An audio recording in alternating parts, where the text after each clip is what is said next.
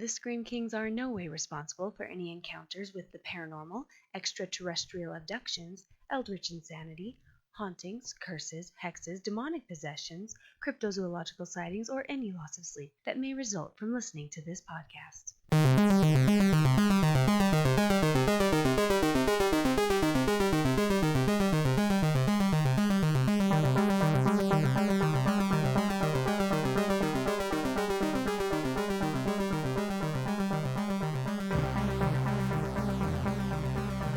This is the Scream Kings podcast. I'm Nathaniel Darkish.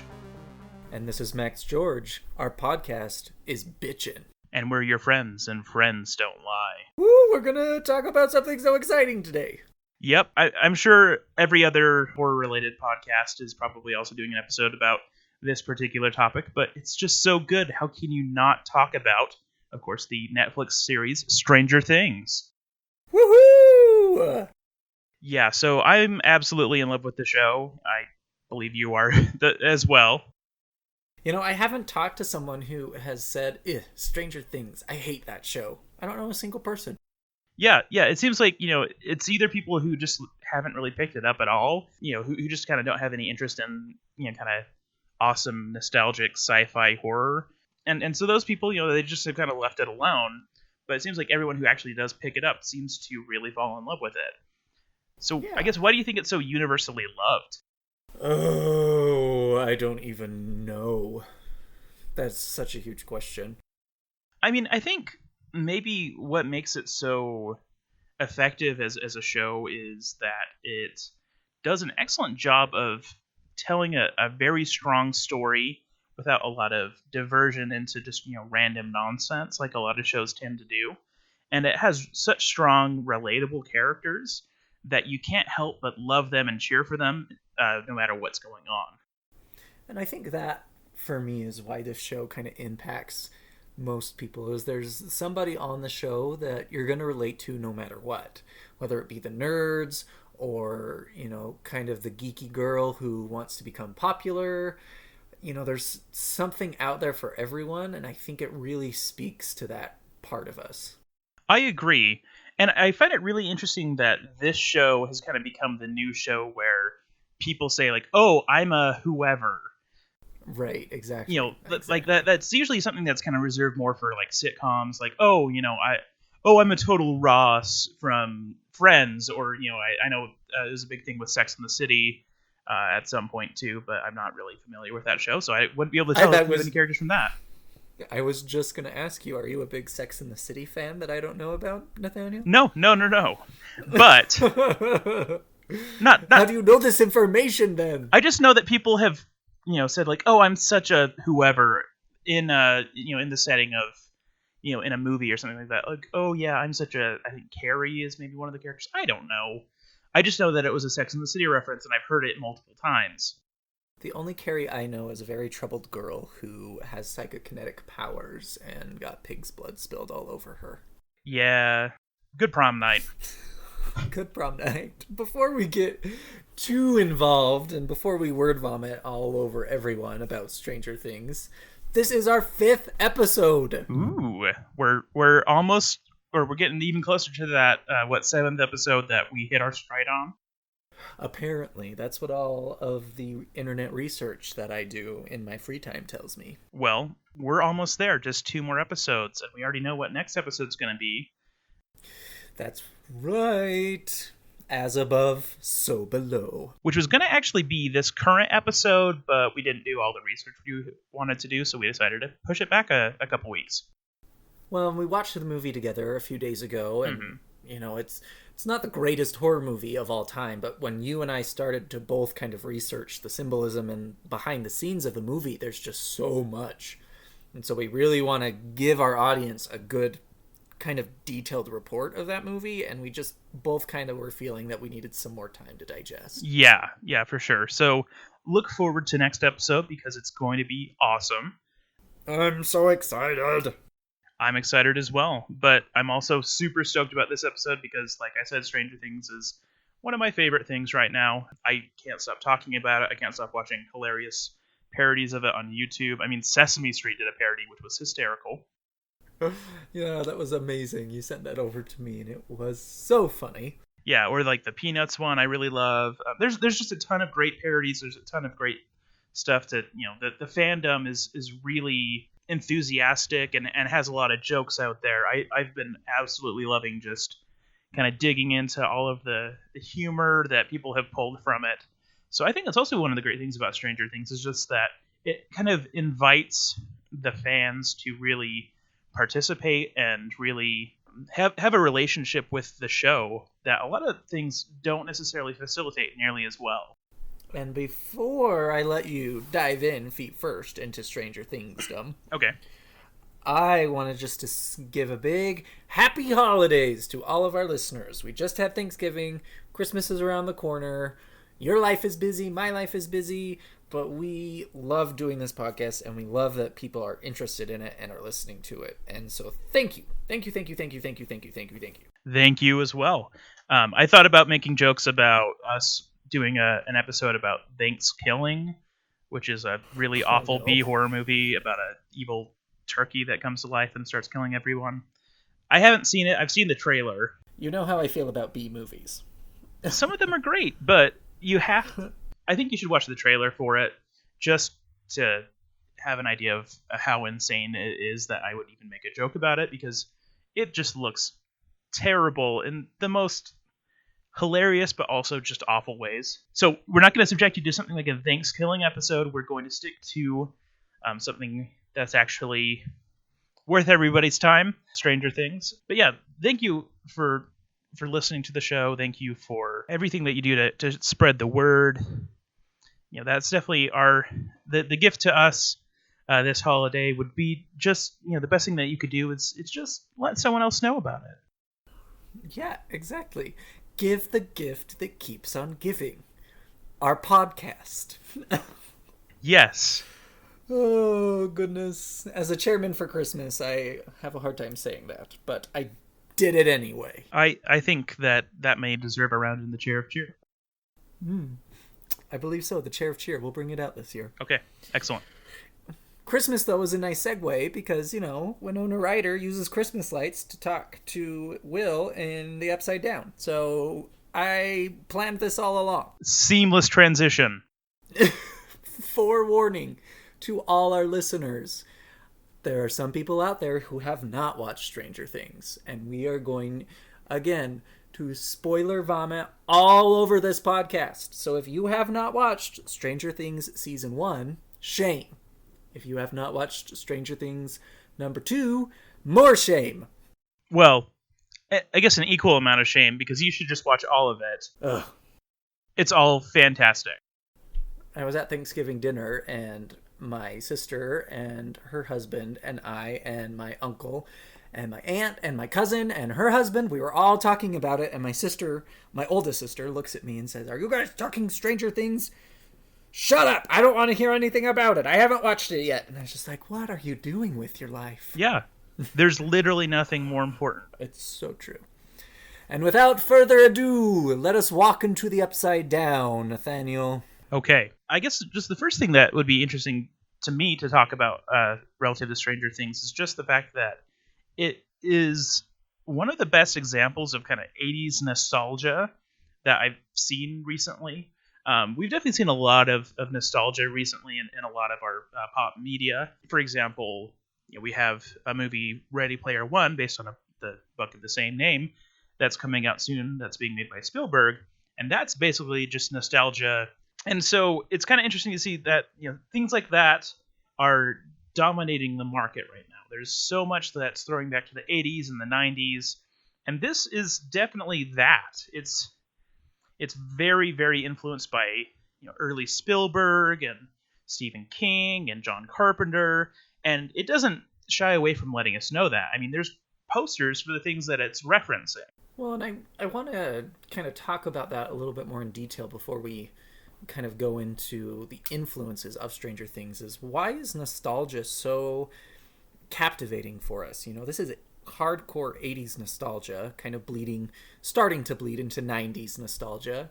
What is it about the 80s and the 90s that keeps bringing us back? I mean, I think a lot of that really boils down to a lot of the filmmakers and TV makers and writers that we're having right now.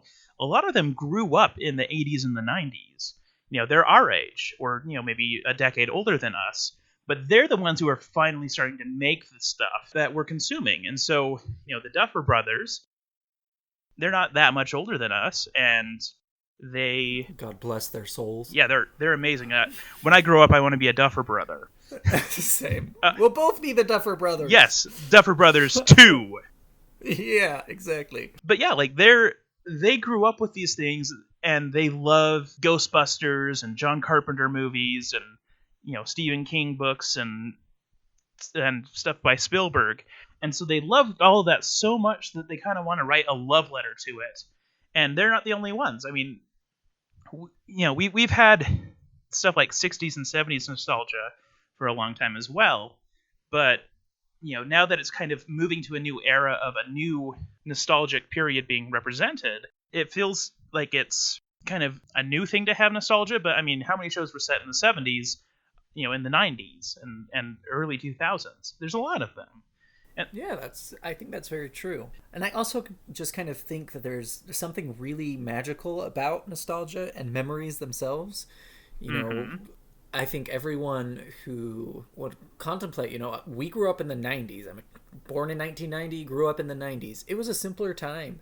We played outside more. We didn't have cell phones. We wrote letters to each other in class. I think there's an allure and something kind of very magical about that type of simplicity that kids nowadays don't really have. They send a text and bada bing, bada boom, it's all done. And, I mean, to be fair, I feel like every generation feels that way about their childhood. Absolutely, absolutely. I was going to say that as well, that, everyone's childhood is the best generation ever.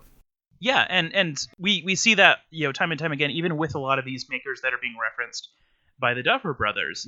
Stephen King wrote It, set in at least the children part, in the 60s when he was a child.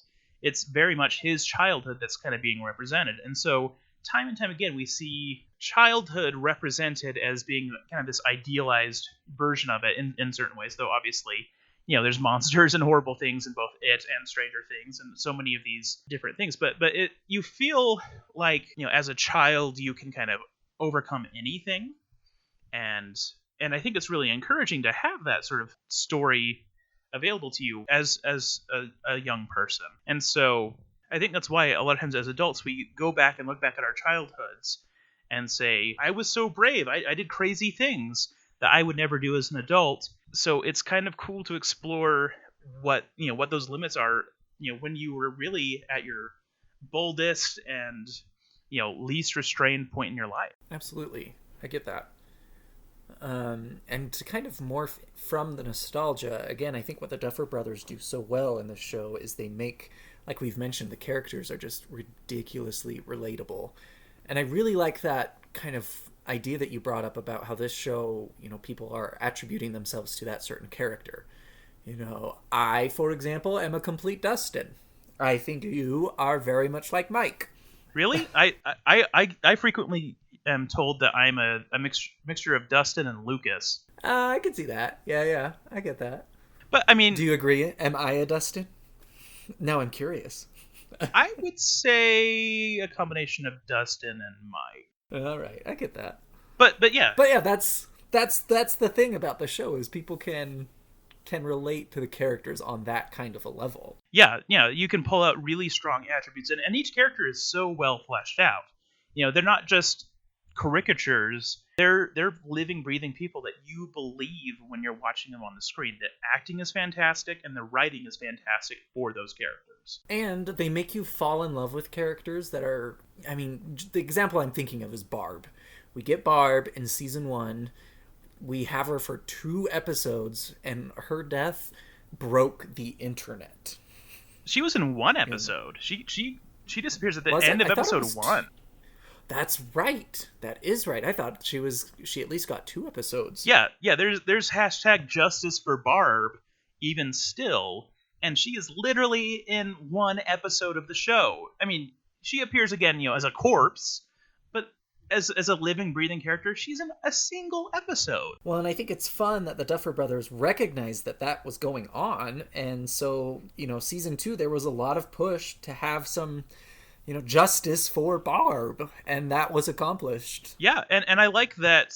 I don't want to go too far into season 2 yet, but I like that season 2 did a really good job of building off of what really worked in the first season, but still worked as its own kind of insular story as well. It was a sequel, not just a continuation of the story. And I feel like a lot of shows, that's a problem, in that a lot of shows, it ends with a cliffhanger at the end of season 1, picks up, gets resolved in 10 minutes at the first 10 minutes of season 2, and does that time and time again to keep you going. I like that it's Stranger Things 2, not Stranger Things Season 2, because it felt more like a sequel than a second season. Yeah, I get that.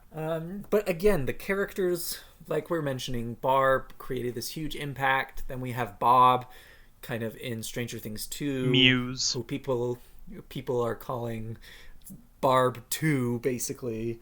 They just have these amazing characters, and you relate to them on an emotional level, on a nerdy, geeky level, and it works extremely, extremely well. The only other show I've yelled at my TV more than Stranger Things is Game of Thrones. And it's such a great show.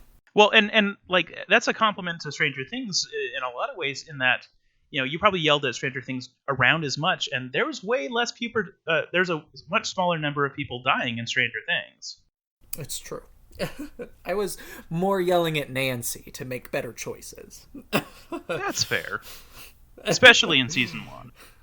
Yeah, no kidding. So, do you want to maybe go into season 1 and talk about things we loved, things we didn't like, or do you feel like we should just keep broadening the horizon and talking about Stranger Things as a whole, or do you want to nitpick the seasons a little bit? What do you think? I think I want to kind of dig into each season individually, because I feel like they each have their own unique strengths and occasional weak points. But I mean, I gave it a 10 out of 10 on IMDb personally, so I did as well. It's such a good show. Yeah, and so when I'm talking about weaknesses, it's really, sometimes it feels like I'm stretching a little bit too far. Yeah. It's more just so we give a more well-rounded recording. Yeah. But yeah, so season 1, I really love how it started with a bang. Like, it really drew you in from the very beginning. And it, from the very first episode, it started so powerfully and gave you enough to want you to keep going through that entire series. I mean, like I said, Barb dies in the first episode, and that's kind of cool. Well, and not just Barb, but Will goes missing. Mm-hmm. You're introduced to the Nancy debacle. You meet the 4 kids in the very first opening scene, and they're just so fleshed out already. It's like, it's the kid down the street. You already know these people. Yeah. Or you were those people when you were growing up. Well, yeah, that too. Yeah. Well, I mean, we're nerdy white guys, so what can we say? We identify with them very much. Yes. But, I love that from the beginning, the world is so developed and their interests are so developed. You see them playing D&D, they're hanging out, they're having a good time, and then, this mysterious disappearance happens, and it starts out very relatable and fun, and you instantly fall in love with these characters, and then it very quickly brings in the conflict, but you instantly care about this conflict, because they do such a good job of having such dropped-in characters that you can relate to instantly. Well, and I think a good part of season 1 too was it was very mysterious about what was going on. You weren't really for sure positive if the Demogorgon was this Demogorgon or if there was something else kind of going on. And so you've got your mystery buffs who like shows like this, but then you also have your horror junkies like we are, rooting for the supernatural, and it pulls everyone in such a great way. Yeah, I mean, it really was kind of a perfect blend of early Spielberg with the E.T. and the trappings of Close Encounters of the Third Kind and all of those sort of movies, and then it also was a perfect blend of Stephen King creepiness and John Carpenter creepiness. It felt very natural and compelling, just from the atmosphere of the world. The small town, just every character, even though some of them are very much, feel like they're pulling from tropes, they're still a very fleshed out character. For example, I'm going to give the example of Hopper, who very much feels like, the one of the cops in Jaws or something like that. Right. And even though he feels, kind of the gritty, grizzled kind of cop character, he still has a tragic backstory. He still has a lot of heart. He is the way he is for very relatable reasons, and you love him for that. Even when he is at his weakest points, and even when he makes mistakes, you appreciate him more than a lot of times those other characters that you kind of see him build off of, because they did a good job of making him somebody real.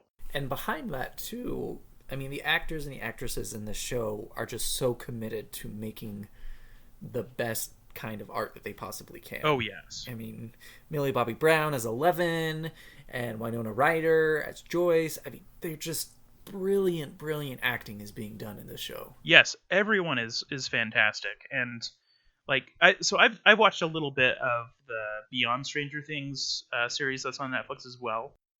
Yep, same. I need to watch more, because it's actually really compelling to watch just as a writer, to kind of see what the Duffer Brothers are saying about how they made the show and what they were thinking of. But it's also just cool to see the perspective of these different actors, and to see their audition tapes and to see how good those kids were, and kind of why the showrunners were drawn to choosing them specifically. And the adult cast members as well. David Harbour as Hopper, of course, Sean Austin as Bob.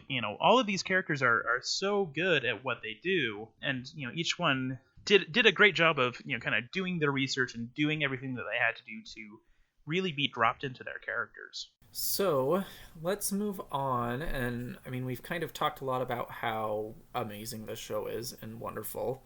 As far as the story itself goes, we've mentioned a lot that there's a lot of parallels to other kind of homages to, good directors and good themes that occurred in the 80s. But overall, the story is hugely original, I think. Yes, I mean, it takes little elements that are very familiar, such as, say, a missing child. We've all seen missing child stories before, but it did it such a great job of making him so unreachable. It kind of stretched out every idea in such unique ways. I mean, there's teen drama, there's tween drama, there's tween drama. That sounds like my personal hell. but you love Stranger Things. I do, but tween drama, that just sounds sounds like a nightmare. Well, I mean, it's really about friendship and kind of figuring out right what friendship means and what it means to actually support each other and care about each other, and that's very real and relatable. And so it takes all of these things and puts this through thread of this really weird supernatural mystery involving kind of psychic powers and this other dimension with these horrible monsters and kind of weird swampiness, and all of this is all tied together in such a way that it pulls from the paranoia of the time, with everyone being afraid of those commies in Russia. Well, and it's not afraid to talk about those fears as well. Mm-hmm. I mean, Mike's dad is everything is the commies. Yeah, and he considers himself to be a hardcore patriot for being so paranoid about that. On that line, I think we talked a lot about kind of the main characters, Dustin, Mike, Will, Eleven, all of kind of the real story drivers, but there's also some incredible villains in the show. Oh, yes. And villains that at sometimes you kind of want to root for them, but other times you want to punch them in the face. And I think that's a good testament to a true villain, where it's not all evil, 100% evil. And I would say that the kind of moral ambiguity of the villains is a little bit less black and white in season 2 than it is in season 1. True, I agree. But it's definitely present in season 1. I mean, it's the U.S. government is basically the villains. Right. they are the face of evil, really, in the show. The Demogorgon is kind of a mindless monster. Right. While we have something a lot more sinister with the creepy white-haired man whose name is... Dr. Brenner. Yeah, Brenner. Well, and I think that's, again, a testament to their evilness is, you have the Demogorgon or the Mind Flayer who just kind of seem evil to be evil. And then you've got characters like Dr. Brenner, who they know what they're doing is not right, but they're doing it, for the greater good or whatever you want to call it. Yeah, and, in season 2, you even have Dr. Owens, who is a little bit, less on the sinister side of things than Brenner, but he still has his own agenda, and he still does some things that really cause problems for our heroes. Exactly.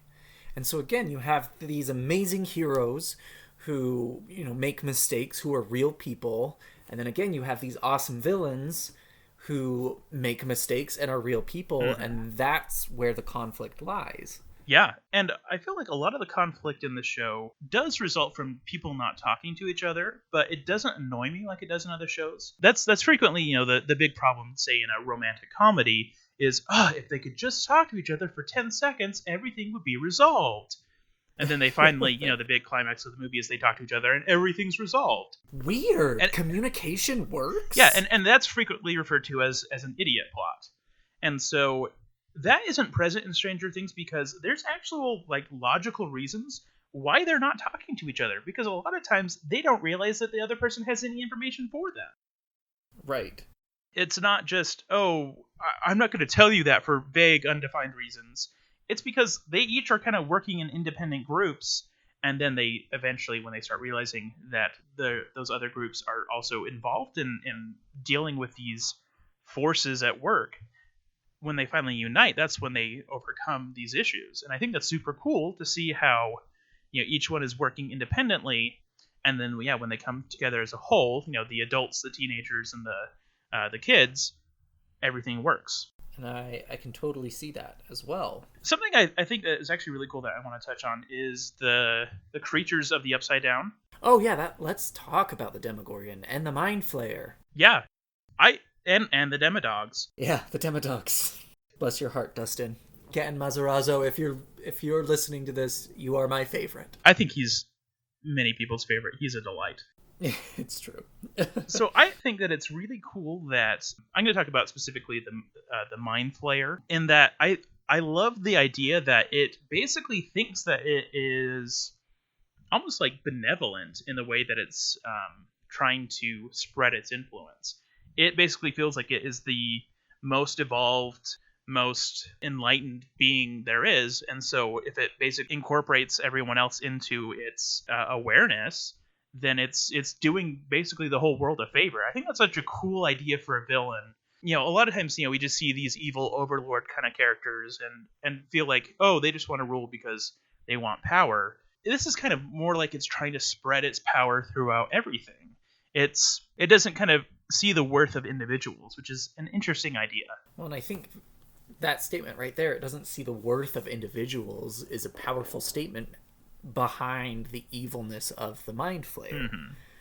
I read an article this week researching Stranger Things where it was talking about how the Mind Flayer is very similar to, say, like a Voldemort character, where he has this idea of what the world should be and no other view or no other opinion is correct, and he will do anything it takes to achieve that goal.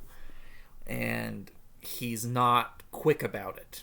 I don't think the Mind Flayer is done at all. Oh no. And I want to get into that more in a little bit, where when we discuss what we expect the show to do next. But yeah, I think the Mind Flayer is going to be very important going forward. And I mean, that kind of leads us into the discussion of the Upside Down itself. I mean, what do you think the Upside Down is?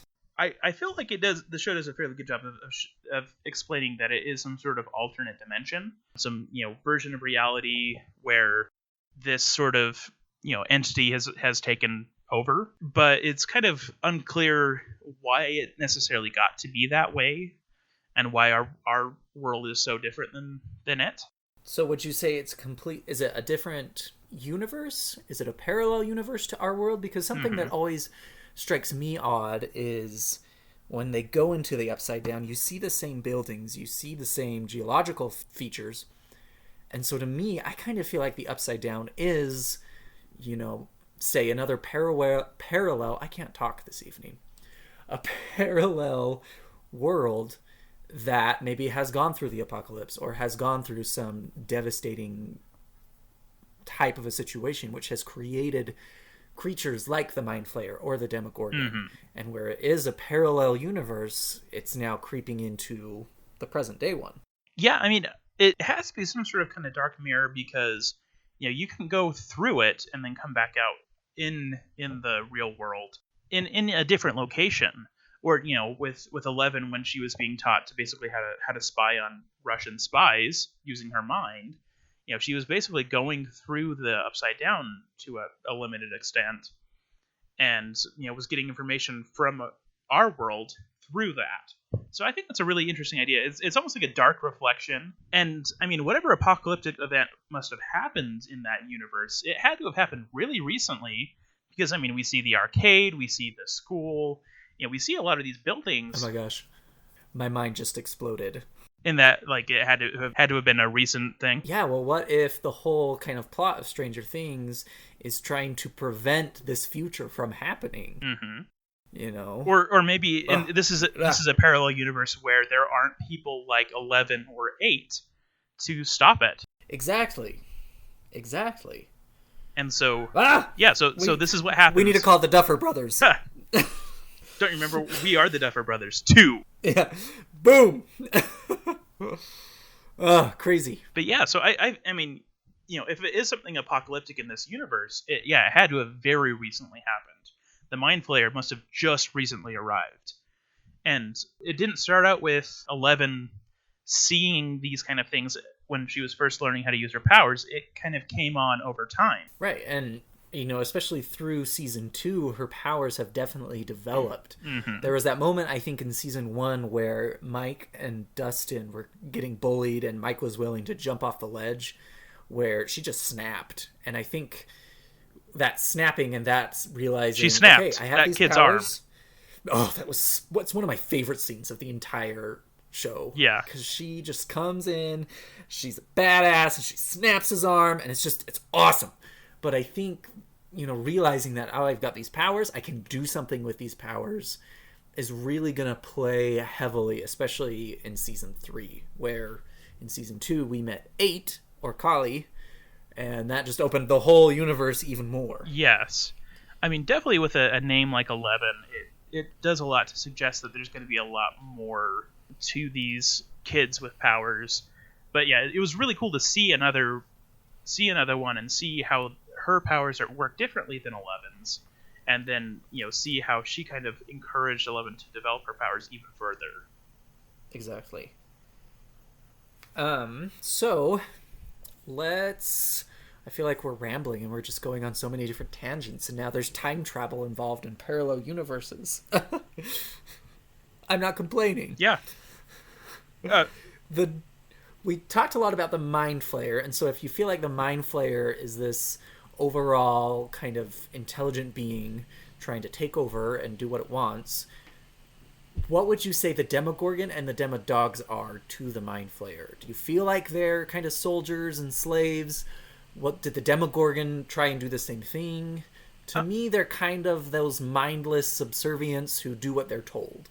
Yeah, I feel like in season 2 we kind of learned their role, because I mean we definitely see the Demodogs serving the purposes of the Mind Flayer.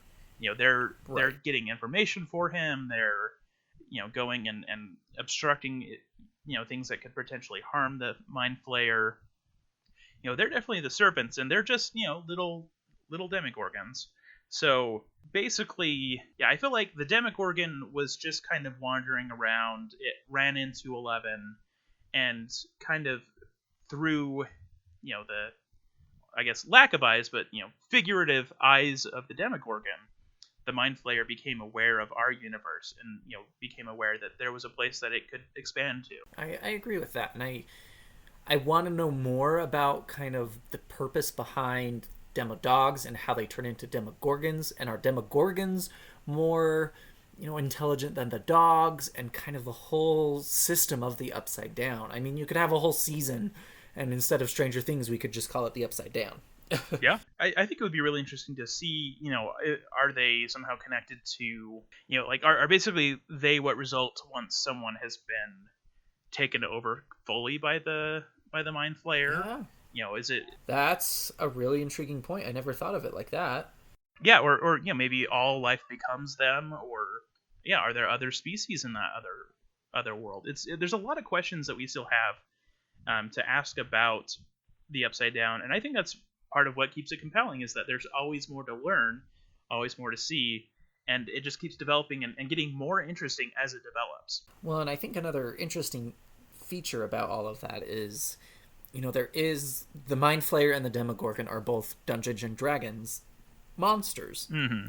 And so if a new season is going to, introduce anything else, it wouldn't surprise me, again, as if they pull some Dungeons and Dragons name and attribute it to one of the Upside Down monsters. Absolutely. I think they're going to stick with that mold. And I think it's a fun idea. I mean, it definitely contributes once again to the nostalgia of the show, but it gives us something that we can specifically point to and say, oh yeah, like this is kind of what it's built around, but it is its own kind of scary sci-fi version of that. Well, it also makes it relatable. I know what a Mind Flayer is, and that's not because I play Dungeons and Dragons, but because the Mind Flayer is seen in expansive fantasy worlds. You always see some derivative of a Mind Flayer, mm-hmm. whether it is the tentacle face, Cthulhu looking Mind Flayer, or if it's another type. I mean, Final Fantasy 15, one of the biggest bosses that you can fight is a Mind Flayer, and it's labeled Mind Flayer. I did not know that, but that's awesome.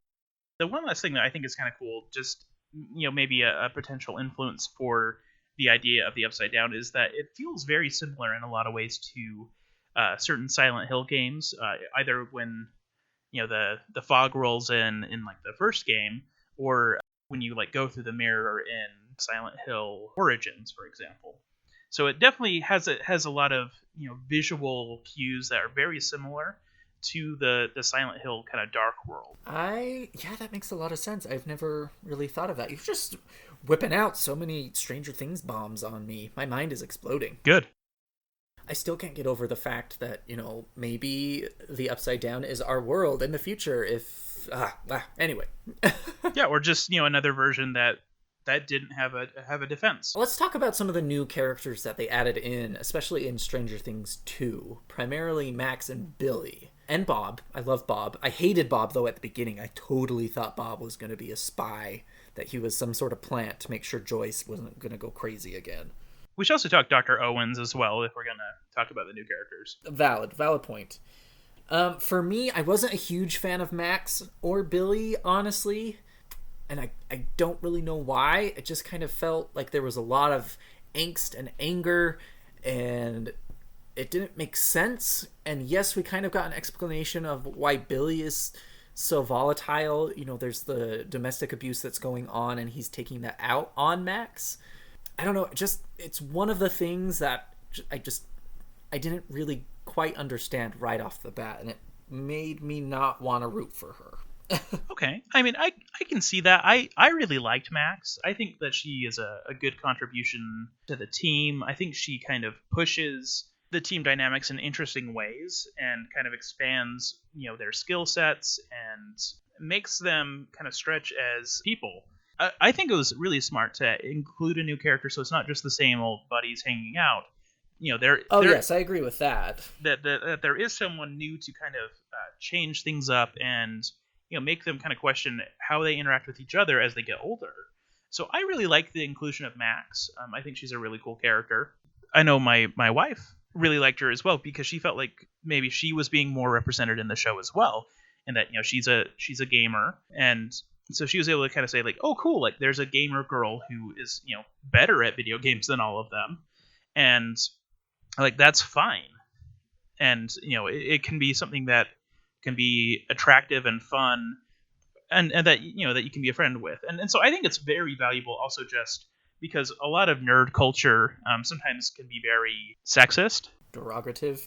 Yeah. Yeah, and so I think it's really valuable to have media that shows that a girl can be a gamer, she can be nerdy, but she can also be strong and a worthwhile character as well. And so, as opposed to a lot of other nerdy shows, say The Big Bang Theory, where it seems like the female characters generally frown upon anything that would be considered nerdy, as being childish. And so I think it's valuable to have that sort of strong female character that is part of the nerd culture. I want to make it clear that I definitely agree with that. I think she was a very big contrast to, you have Joyce, who is this super paranoid, overprotective mother who kicks ass. Yes. And then you have Nancy, who's still trying to figure her shit out. Nancy. And so Max was kind of that happy medium between the two. And I agree with you on all the points that you were mentioning, that she kind of brings in, to this nerdy little group that, hey, it's okay to be a nerd and be a girl. And sometimes girls are better, and that's okay. I'm more saying I was really upset that we didn't figure out their backstory until the very end of the season. Mm-hmm. Had I known that off the bat, I wouldn't have been so abrasive. I think I would have been a little bit more, okay, she's like this because of this. That's fair. And I think it's also fair that maybe they kind of introduced the reasons for them, her and Billy kind of being as they are a little bit late in the game. It did feel kind of like, oh, like we forgot to explain that earlier. Let's put that in here. Like it was like a mystery without it being warranted. I will say that. And I think that's what I'm trying to say, is that there was just a lot of angst coming out of nowhere until the very end of the season, and then you were like, oh, okay. Yeah, I will give you that. I do have a problem with Billy. I felt like Billy was too cartoonish for the series in his kind of villainy. He was super racist, and he was a jerk to everybody, and he felt like every bully stereotype that you've ever seen, plus a major sociopath on top of everything else, all just shoved into one character, and that felt a little exaggerated and cartoonish. Yeah, I can definitely see that. And a lot of his subplots really just didn't matter in the grand scheme of things. And if there's any problem I had with Stranger Things is that when they finally had a new character who's kind of a male rival, for the teenagers, other than each other, then it was kind of interesting to I feel like they could have explored the dynamics more than just him just being a jerk to Steve over and over again. Right. And again, I think in a way, Billy is now contrasting with Steve. Steve did a complete change in Stranger Things 2. Steve is my hero now, and I hated him in the first Stranger Things. Yeah. Hated him. I think that's also just a point to the great writing of the series, is that a character that a lot of people generally very much disliked became a very beloved character in season 2, because he grew as a person, and I love that each character had their own major character arc in each season. Like, very few shows actually take the time to do that, and they did that with almost every single character, and that's awesome. True. And I feel like Billy, in a way, is now contrasting Steve just as much as Max is contrasting, say, Nancy. Even though, again, Nancy had a lot of developmental growth in this season. Her and Jonathan's kind of side arc of, justice for Barb. But still, there's so much going on, and it's so wonderful. And please just go watch Stranger Things. We swear we're not getting a kickback from Netflix, though if Netflix does want to give us a kickback, we won't say no. It's true. It's true. I do want to give a shout out to Billy's actor, Dacre Montgomery. I'm not sure if that's how you say his first name. Dacre. I don't know. I think he did a fantastic job and just completely personified douchebag. Yeah, he did a really good job of being a hateable jerk. And there's definitely something to say about being able to do that. From all the interviews and stuff I've seen of him, he actually seems like a fairly nice guy. So, and he's a phenomenal new Red Power Ranger. So You win some, you lose some. Well, I haven't seen the new Power Rangers yet, so I know we're fixing that this week. Okay, deal. Let's move on and kind of talk about what we think is coming up, what we think season 3 is going to be all about. And this is my favorite part about Stranger Things and good TV shows. I love theorizing and I love thinking beyond what we already know. Yes, I do as well. And it's hard to stop thinking about Stranger Things, so yeah, my mind's been kind of running on this for a while. For me, something that just popped up in this conversation that we've had is obviously now the time travel future thing of, well, what if the Upside Down is just our world, paralleled, kind of apocalyptic, that type of a run. Mm-hmm. But for me, I think the biggest factor that's going to come into play is in season 3 is going to be 8 or Kali. Yes. They gave her a whole episode. The demo dogs are attacking the hospital. Bob just died, and then boom, we have a whole episode dedicated to Kali. The Duffer Brothers aren't just going to waste screen time. They know what they're doing. And the mythological occulty side of me knows that Kali is a Hindu god of destruction and chaos. And so for me, I really think the pull for season 3 is going to have something to do with her. She's going to be pissed off that 11 left, and somehow is going to be able to tap into the Upside Down and maybe do what Will was doing, kind of being the spy of the Mind Flayer, but instead of fighting it, is going to accept it entirely. And be its servant? Exactly. Ooh. Kind of become the human mouthpiece of the Mind Flayer and search out maybe the other kids with the powers. That could be a really compelling show. I mean, I would watch the crap out of that. It's Stranger Things. You would watch it if the Duffer Brothers listed the ABCs. That's fair. I would watch it if it was just a spin-off show about the adventures of Steve and Dustin. Let's be real. Steve and Dustin. Yeah. Goals. Yeah, goals. By the way, their relationship in season 2 is one of the best things. It's so funny. Yes. But that's what I really think they're going to be pushing is now, kind of that gate into the Upside Down has been closed by 11 in some incredible visual effects and just intense acting. Mm-hmm. I mean, Millie Bobby Brown in that final scene closing the gate was just, she's so good. Yep, she really is. That gate, though, has to be open. And we know at the end of Stranger Things 2, the Mind Flayer is still watching these kids. Mm-hmm. And so, again, the Duffer Brothers aren't just going to leave Kali in the background to be forgotten. I strongly believe we're going to see her again, but she's not going to be as forgiving and as kind to 11 and the boys as we kind of were getting in the beginning. I don't know if necessarily the conflict is going to be that she's pissed off at 11 though. My kind of personal theory is that yes, she is going to be one of the main figure points in season 3. Before you continue, I just pulled up a picture of the god Kali, and it is a giant man with 3 eyeballs wearing a loincloth made of human arms, stepping on a dead human body with a severed head in one hand and a bloodied scimitar in the other hand, wearing a necklace of severed heads. So, do you want to change your mind at all? No, and I'll explain why. And Kali's a goddess, excuse me, not a god. # women can be gods too. Yeah, # feminism. # we are, I don't know. I need to go to bed. It's only 4 in the afternoon. Good heaven.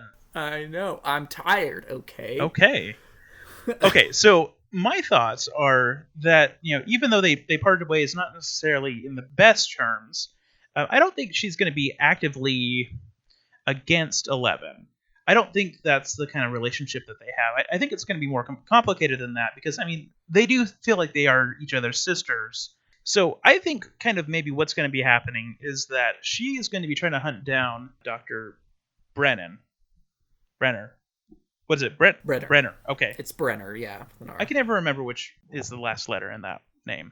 Okay, so Brenner, I think she's going to be hunting him down because I do believe that he probably still is alive, as was suggested in the end of season 2. So I feel like she's going to be gathering assets to accomplish that goal. And I feel like maybe what she'll be doing is doing something along the lines of trying to open the Upside Down to kind of punish him in some way, to unleash that sort of hellish dimension on him and those that are still working with him.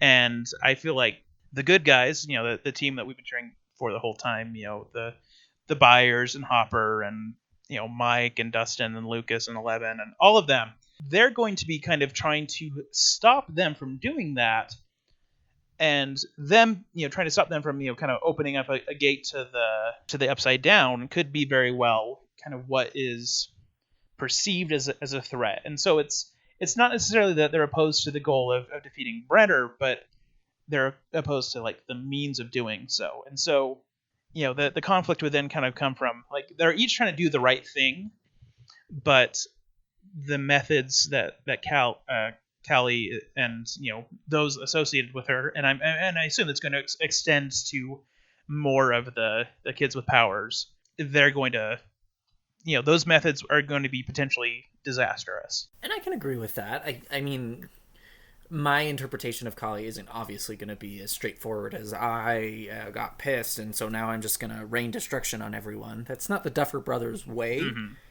What I'm more feeling with Kali is, she had this, pseudo-familial relationship with Eleven when they were at the hospital, mm-hmm. and then Eleven was taken away from her. So what did she do? She created her own family.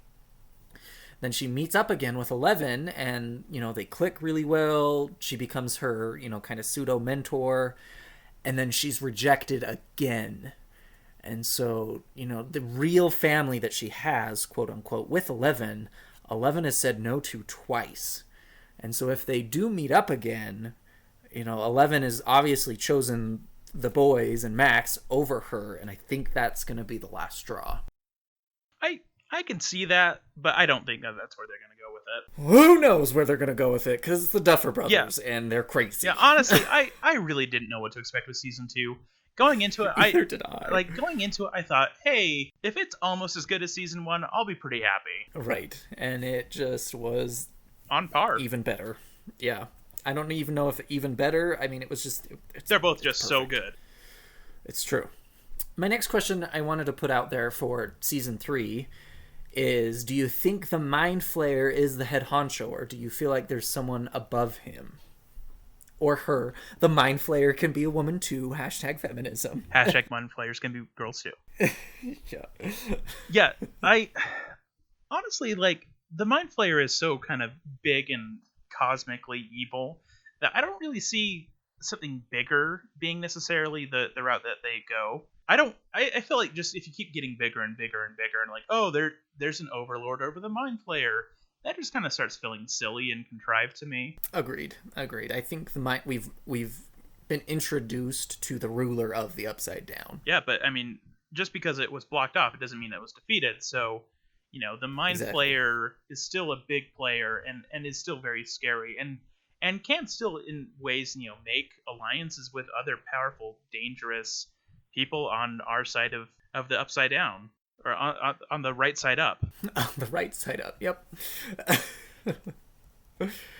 Anything else you want to talk about potentially appearing in season 3? Nothing's coming to mind. I mean, I would love just more awesome actors that I love, like Sean Austin appearing in season 2 was super great. So just more great iconic people from, I guess, 80s stuff, like they've been going with with both Winona Ryder and him, would be cool. Absolutely. But even then, it doesn't really matter as long as it's a good actor who's in the role. So I got my parents to watch Stranger Things, and one of the first things I heard from them about Stranger Things was, "Max, did you know Samwise Gamgee is in it?" You're like, yes, I do, Mom and Dad. So I think I sure do. Though I think he was chosen more for his previous role in the Goonies as opposed to Lord of the Rings. Yeah, specifically. I would hope so. Just in that it made sense, as it kind of feels Goonies-esque in certain ways. Well, I think to wrap it up, I think the last thing that we have to at least mention is how our podcast music is inspired by Stranger Things. Yes. Or at least that's why we chose it. It had a very strong Stranger Things vibe. And when I heard that, I'm like, and that's the thing we're going with. Yeah, and you sent it to me, and I listened to 2 seconds of it, and I was like, that's what we're doing. Yep. Yeah, I've been asked on multiple times, or by different people, so is that Stranger Things theme? How did you get that? And I was like, oh, no, it's not. like listen to Stranger Things again. But it's pretty similar. I was showing Stranger Things to my brother and his girlfriend, and we were just there, and it was starting up, and she looks over at me, and she's a huge fan of the podcast, and she's like, "This sounds just like your podcast." I was like, "Yes, we did it!" Yeah, it's pretty great. Our homage to Stranger Things. And I guess one last thing I want to say about Stranger Things that will make our podcast a cool circle is that apparently when the Duffer Brothers were first kind of looking to make their own show when they were splitting off from Wayward Pines, which they were producers on, which is probably why at least the first season of Wayward Pines, I can't speak the second season because I haven't watched it yet, is pretty freaking good. But yeah, when they were kind of looking to make their own show, what they were originally hoping to do was actually make a TV series of it. And so so that kind of goes back to our first episode, and then one of the kids in Stranger Things ended up being in it, and both this podcast and the horror genre world is a giant circle of awesome. Thank you, Pennywise, for inspiring our podcast and inspiring the Duffer Brothers. Yes. Well, any housekeeping that we want to do before we go? Just a reminder to our listeners that the next episode we were wanting to do is going to be a big one. There's going to be a lot of research that has been done about As Above, So Below, and kind of the occult mythos behind that. I'm going to read all of Dante's Inferno in preparation. And I have a lot of Hermeticism to study up on. That's going to be super fun. Yes, it will. I'm really excited about that. And that will also continue my ongoing lecture series about the origins of horror. Oh, why thank you, Nathaniel Darkish. Or should I call you Professor Darkish? Well, I'm not a professor yet. So, someday, life goals. Someday.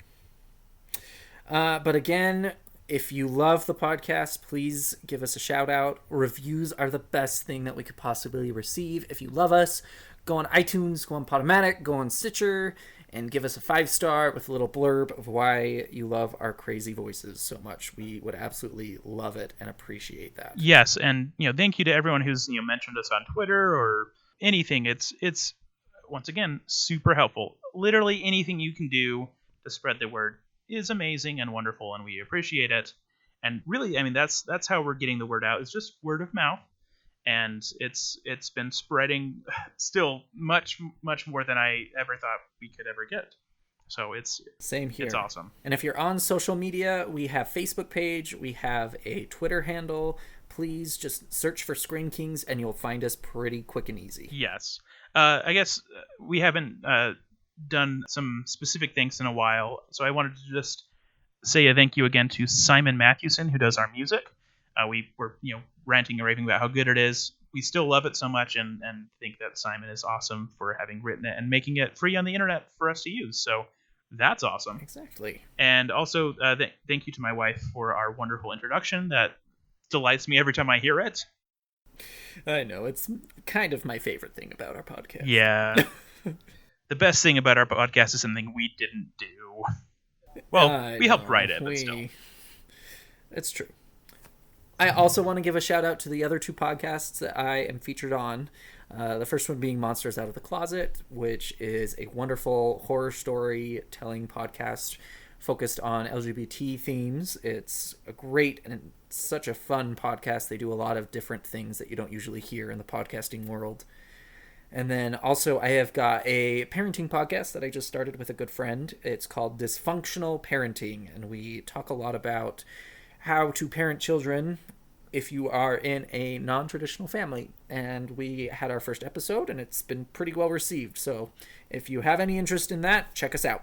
I don't have any other podcasting projects currently, but I'm going to be shamelessly plugging my writing when I get published again, so And that's okay. All right. Well, again, thank you for listening to us all. Go eat some Eggos, and we'll catch you again on the Upside Down. Mouth breathers.